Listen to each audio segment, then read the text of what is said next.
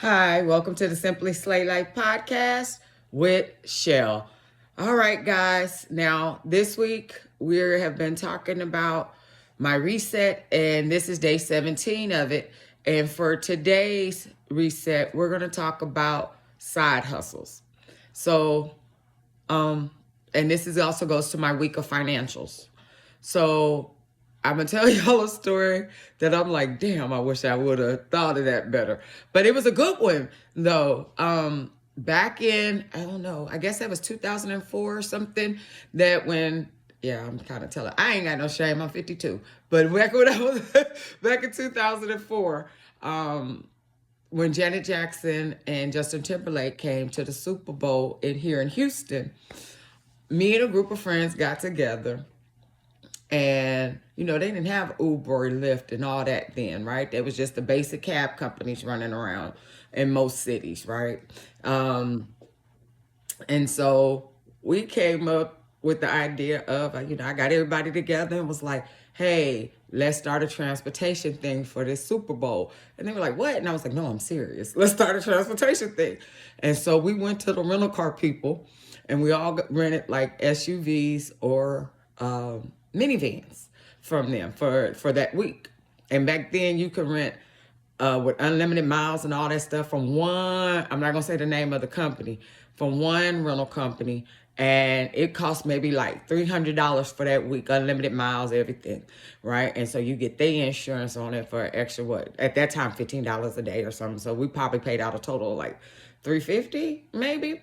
And so then we made flyers, and we went to the hotels for people staying. We went to the, not maybe not the luxury inns, but the regular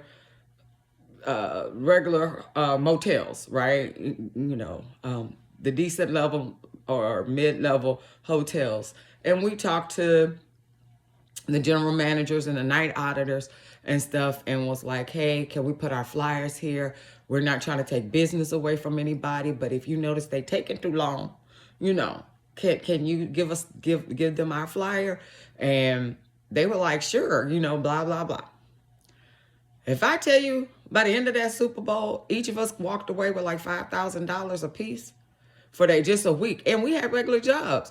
And it was just like, that was a straight. And then, but you know what happened after that? Family members, that's why you can't tell family members everything. But family members started saying, y'all gonna get in trouble for that. You shouldn't do that, da da da da da da da da. And so then I got scared. So I was like, I ain't trying to go to jail. Instead of somebody just telling me, why don't you get a business license for that and go to the city and get your company registered, right? Because it was a company, but I didn't know. I was like, oh no, they telling me I'm going to go to jail. I'm going to stop that.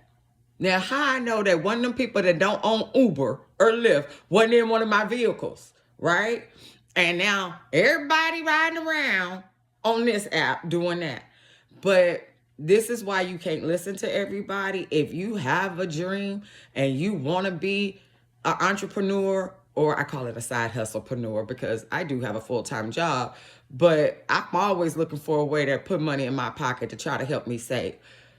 It was just that simple. And other than people trying to find a way to wreck my joy, that's how I learned to stop paying attention to people, right? If I'm going to do something, I'm going to do it. But that week, each of us cleared about $5,000. And that was after, remember, we already paid the rental car people to rent their vehicles. And we worked in shifts. There was like 5 of us. We worked in shifts. I did the late night because I was used to working 11 p.m. to 7 p.m. because I used to work for the hospital. And so I that week I took off. And I did that because, my paycheck back then, I was making $9 an hour. So after taxes, again, $548 for 2 weeks. And then 1 week I made $5,000. So there's ways to do your side hustle that can make money. I am currently at the thing, like I said, and next week we'll kind of talk about that. I have several different things under an umbrella, and now that's a LLC. But it came about because I wanted to do something in regards to, I wanted to go places. I told y'all before, I do travel, but I also do retreats. I'm a health and wellness coach. I'm a life coach. These are all under one umbrella that I've LLC'd. But my other side hustle is I own a washer and a dryer that I put in an apartment complex, right? Ain't a big apartment complex. It's not a big washer and dryer. And it's, a matter of fact, it's like I, probably like maybe 5 or 6 units at that apartment complex. So I may not pull a lot of money off of it, but it serves that community that lives in that apartment complex in need. And I'm able to at least make $100 a month off of it. And it wasn't, and y'all might be like, that ain't nothing. Yeah, it is. If you ain't got it, it is. Because I didn't pay that much for the washer and dryer. Actually, it was a fix-up. So I'm going to tell you, like, if you're about to get rid of a washer and dryer because you got a new washer, getting a new washer and dryer, and it got little dings or little twerks that it ain't doing, pay that $200 and $300, get that thing repaired. Find you somebody that they know, they ask around for those little complexes that have like duplexes, triplexes, fourplexes, stuff like that, and ask them, can you put your washer and dryer over there, right? And you do the maintenance, you keep it up, you pull the money, because it's not that hard to put the coin operating thing on it. That costs like $50 to have somebody do that, right? And you give 10% of what you make off of those machines to the owner of that property. And that's money in your pocket. That's just that easy. It literally came from an old washing machine that we were getting rid of. That I was like, oh. And I just happened to know somebody who had just bought a property. And they were like, well, it needs a washer and dryer. I got to do that. I said, I got one. Can I do that? And they were like, well, yeah. Okay. Right? You never know. That's a side hustle, right?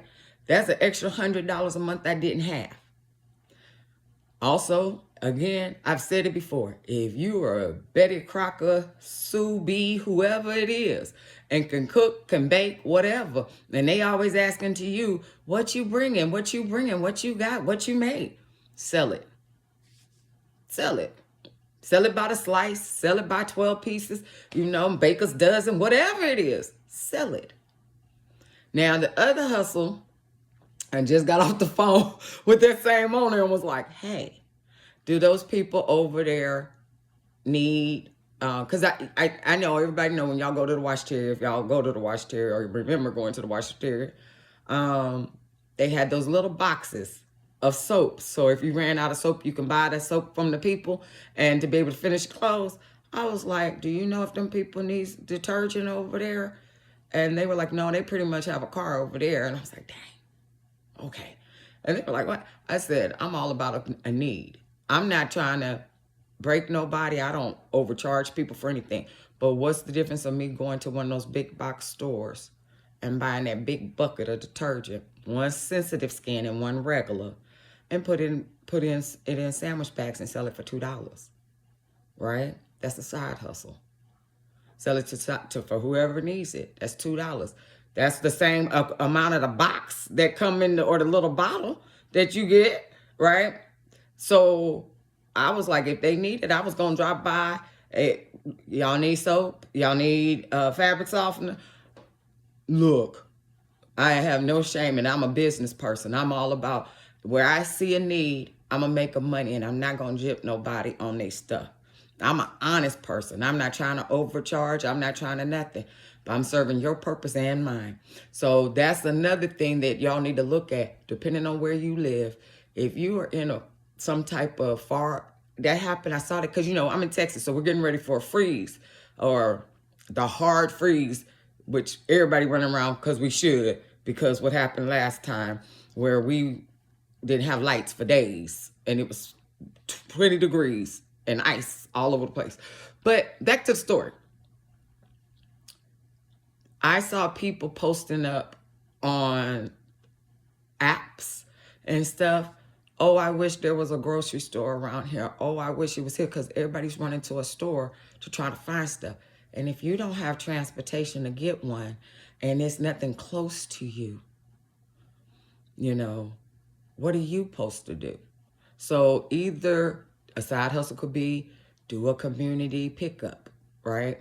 So they say they need something or they want something. And again, I'm not a big fan of those apps that do delivery because they charge so much to deliver something, right? It'd be almost the cost of what the item costs. So That might be a side hustle. And I'm just talking about immediately in your community. Hey, if y'all need for us to pick up groceries, I'll be over there this week. Put in your order.